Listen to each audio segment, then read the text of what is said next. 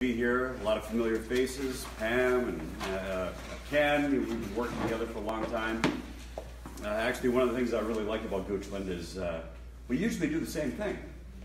So a few years ago, when we had the opportunity, we got rid of, in fact, we became the first county. We were in a race with Goochland to do it first, to get rid of the local component of the concealed carry permit fee for the same reason. You shouldn't have to pay to exercise your Second Amendment rights. So we got rid of that. We worked together with the sheriff's office, and we got rid of the fee. Now you here's the thing. It keeps what is the word? One-upping us. And I know that. Congratulations, Goochland was just named the most taxpayer-friendly county in the United States. Congratulations.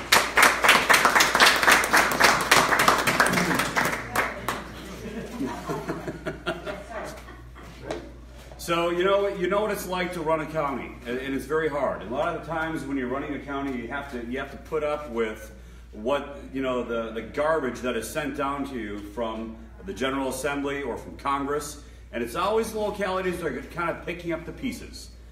And we are doing this now. A few years ago, when President Obama unleashed, I guess we could say, Obamacare in the country, we had a study done in Prince William County about the impacts that it would have on our government, and it's going to be, and it already is. It's been a very negative impact on our county. In fact, all the counties and taxpayers and all those who are purchasing health care insurance across the country. But one thing we knew that was going to be absolutely devastating to the finances of the counties and that is Medicaid expansion. Let me tell you why. Medicaid expansion does not lower costs, folks. It's a false promise. In every state that has adopted Medicaid expansion, this is Obamacare expansion, it's the core of Obamacare is expanding Medicaid, the health care program so far for the poor. What Obamacare does is expand Medicaid to able-bodied adults. Right now it's for the elderly, it's for the infirm, it's for lower-income pregnant women, it's for lower-income children, but it's not for able-bodied adults. And we have 400,000 people on Medicaid today. Obamacare, if expanded, would increase that, almost doubling it, up to 800,000 people. Big problems is number one, is a financial one. Every single state that has adopted Obamacare expansion, Medicaid expansion, has seen about a 35% increase on average in what they thought it was going to cost. Number two, the average percentage of the average budget for these states that had Medicaid in 2008 was 20% of their budget. They adopted Medicaid thinking, well, the federal government is going to come in, pay all these expenses, it's going to drop that percentage. Not true. The average state that has adopted Medicaid expansion has gone up to 28.2%. In fact, there are 4 states, Oklahoma, Kentucky, New Hampshire, and Massachusetts, where those 4 states are struggling Medicaid has consumed so much of their state's budgets that those 4 states are struggling to keep Medicaid from becoming the only service that those states provide to their residents. It's squeezing out health, everything else, from education funding to transportation funding, everything else. And now when we know that Obamacare and Medicaid expansion is an absolute disaster, and by the way, not just for the taxpayers, but for the people who are on Medicaid today, and here's why, because of the low reimbursement rates, only a certain percentage of those who are of physicians actually accept Medicaid. So you have a set number of medical care providers who are actually serving those who are on Medicaid, and then if you double the number of people who are on Medicaid, you have double the number of recipients with the same number of doctors, making it doubly as hard for those who are currently on Medicaid to even receive the service. So right when we know absolutely that Medicaid is a disaster, that the expansion of Medicaid is a disaster, Obamacare is a disaster, what do the Republicans in the House of Delegates do? They vote, 20 of them, all of whom said they would never vote for Medicaid expansion, and they voted 3 weeks ago to expand Medicaid. I called them out on it. we have to call them out on it. It's an absolute nightmare. Just if it happens, it will devastate this state's finances. Now, the reason I bring this up is because of this. I'm a fighter. I am not afraid to take on not just the Democrats, not just the mass media, but sometimes you have to take on people within your own party. When the people in your own party are backstabbing the people who got them elected, when they're doing things that are actually bad for the interest of the Commonwealth of Virginia and its residents, then we need to call them out, and I'm not afraid to do that. So I get things done, and this is how I get elected. My position in Prince William County is a county-wide elected one. We have a county-wide elected chairman. It's like electing the leader of the county. We've got 3 big counties in Northern Virginia: Fairfax, Prince William, and Loudoun County. Prince William County, my county, is the second largest locality in this state. It's 465,000 residents. It's 55% minority. It voted for Hillary Clinton by 21 points. No Republican has won countywide in Prince William County since 2009, except for one, and that's me. I've been able to win it not once, not twice, but 4 times in a row, and it's not in small elections. We're up at the same time, like Goochland, we're at the same time as you have all the state senators, all the state House of Delegates coming up for election, and I've been able to do that 4 times by increasing margins, always being outspent by the Democrats. They're always trying to take me out, and I'm not exactly a wallflower.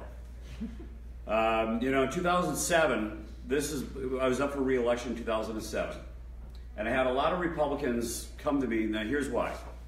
I led what is considered to be the nation's toughest crackdown on illegal immigration. It was very, very simple. It's a very simple policy. It goes like this. We arrest you, we bring you into the jail, we check your immigration status. We don't just look for those who have the ICE detainers. We check and confirm the immigration status of every single person. And if you are here illegally, we initiate the deportation process locally in our jail. It's called the 287G program. And then after you've served your sentence for the underlying crime, we hand you over to ICE for deportation. And so far, we have handed more than 8,000 criminal illegal aliens over to ICE for deportation. And our violent crime rate dropped by 48.7% in 2 years after we did it, in a big county. That is something that we have to do all over the place. We have to do that all over Virginia and across the country. It's common sense. So the other thing is we have these sanctuary cities, and we have them in Virginia. Don't let anybody tell you that we don't have sanctuary cities in Virginia. In Fairfax County, the sheriff there just announced she's not going to comply with the ICE demand that they hold those where there's an ICE detainer. These are real bad guys. These are the people who have ICE is looking for. Usually, they're not just looking for somebody who's just working at trying to get work at the 7-Eleven. They're looking for the guys who are part of MS-13, people who are gang members, people who have committed crimes in the past. And if they place a detainer on somebody, that means it's a real bad guy. So now the sheriff, because of political pressure, and she's a Democrat anyway, has announced she's not going to hold them. So they're let right back into the community, right back into the county. Now, here's what I support. And here's one big difference between me and the other Republican who's on the ballot for the Republican nomination for U.S. Senate.